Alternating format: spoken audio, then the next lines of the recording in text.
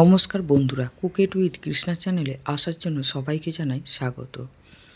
আজ বানাবো বাদাম পকোড়া। আসুন তাহলে বাদাম পকোড়া বানানো যাক। প্রথমে আমি 150 গ্রামের মতো বেসন নিয়েছি। তাতে 2 টেবিল চামচ দিয়ে দিলাম আতপ চালের গুঁড়ো। এরপরে দিলাম 1 চামচ হলুদ গুঁড়ো আর 2 চামচ লঙ্কা গুঁড়ো। তবে ছোট চামচের 2 চামচ দিয়েছি লঙ্কা গুঁড়ো। এরপরে কালো জিরে দিলাম ছোট চামচের 1 চামচ, দিয়ে পরিমাণ মতো নুন দিয়ে দিলাম। এরপরে অল্প অল্প জল দিয়ে একটা ঘন মতো ব্যাটার বানিয়ে নিলাম। ভালো করে আগে মাখিয়ে নেব। একদম পাতলা করব না, বেশ গাঢ় করে ব্যাটারটা গুলে নেব। এরপরে আমি 100 গ্রামের মতো চীনাবাদাম নিয়েছি। ভালো করে এইভাবে ব্যাটারে দিয়ে মাখিয়ে নেব।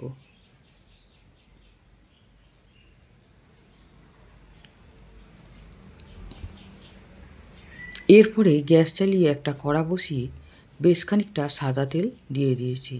তেল গরম হয়ে যাওয়ার পরে এই রকম একটা একটা বাদামকে তেলের মধ্যে এইভাবে ছেড়ে দেব। হয়তো একটু সময় লাগবে, কিন্তু খেতে কিন্তু বেশ লাগবে।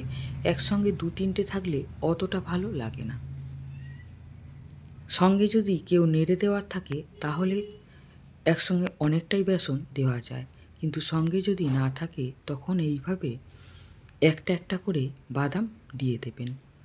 এরপরে গ্যাস মিডিয়াম আঁচে রেখে ভালো করে কড়া করে ভেজে নামিয়ে নেবেন। কড়া করে ভাজতে একটু সময় লাগবে, কিন্তু খেতে দারুণ লাগবে। এরপরে ভালো করে লাল হয়ে ভাজা হয়ে গেলে একটা প্লেটের মধ্যে পেপার পেতে নিয়ে আমি নামিয়ে নেব। তাতে পেপারের মধ্যে তেলটা টেনে নেবে। এরপরে বাকি পকোড়াগুলো ঠিক এইভাবেই তেলের মধ্যে দিয়ে দেব।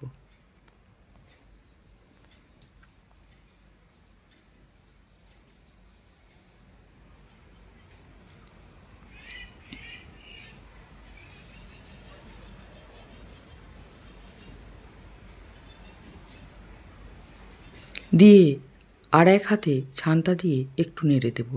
যেহেতু প্রথম দিকে যেগুলো দিয়েছি সেগুলো বেশ লাল হয়ে গেছে, সেগুলোকে একটু উল্টে দিতে হবে।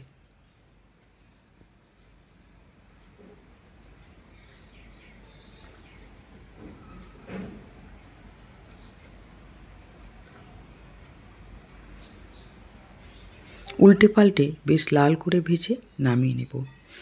আমার এই বাদামের পকোড়া ভাজা যদি আপনাদের ভালো লাগে, আমার চ্যানেলে একটা সাবস্ক্রাইব করবেন, লাইক করবেন, কমেন্ট করে জানাবেন। দয়া করে ভিডিওটা পুরো দেখবেন।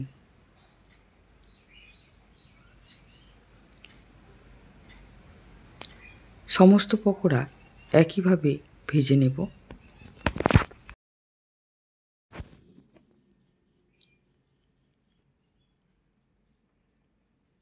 ভেজে ভালো করে এইভাবে তেল ঝরিয়ে তুলে নেব। এরপরে গরম গরম বাদামের পকোড়ার উপরে দিয়ে দেব অল্প একটু বিট লবণ, দিয়ে ভালো করে মাখিয়ে নেব।